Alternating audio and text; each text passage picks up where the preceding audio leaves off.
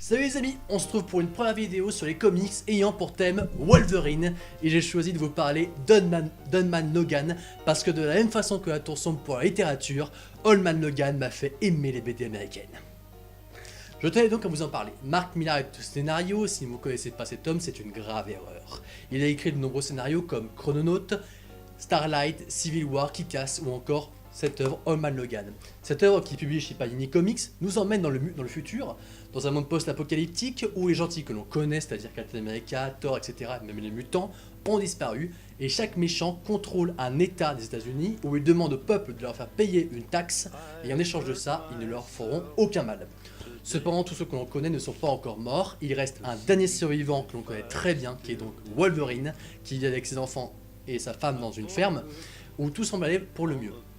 Notre héros a raccroché donc, qui n'est plus Wolverine, d'ailleurs il n'accepte plus qu'on l'appelle comme ça. Tout va être chamboulé lorsque Wolverine et sa famille n'auront plus les moyens de payer la fameuse taxe à un méchant. Je ne vous dis pas lequel pour vous réserver la surprise. Une seule solution s'imposera alors à notre héros, subir ou suivre Hawkeye à travers un road trip à travers l'Amérique pour récupérer de l'argent et sauver sa famille d'un point de vue économique et bien sûr récupérer sa dignité. Ce qui est intéressant dans cette œuvre, c'est qu'on va apprendre en tant que lecteur ce qui s'est passé pour que le monde ait changé à ce point-là. Le secret qui entoure Wolverine sur son passé est une fois de plus captivant.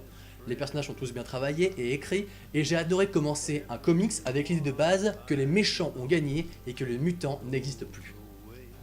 Ce qui est sympa aussi, c'est de changer totalement la personnalité de Wolverine qui est une fois de plus mise à l'épreuve, et qui va devoir retrouver sa bestialité pour sauver sa famille.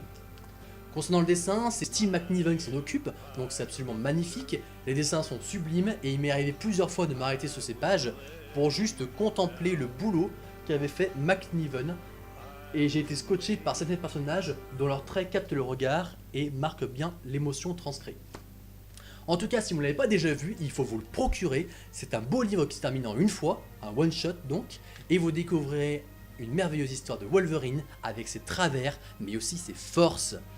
Voilà, c'est terminé, la prochaine fois je vous parlerai d'une autre BD américaine ou française que je lirai. Je vous en donnerai mes impressions. N'hésitez pas à laisser des commentaires pour me conseiller des BD, je suis tout oui. Portez-vous bien, lisez beaucoup, parce qu'un lecteur averti en vaut deux.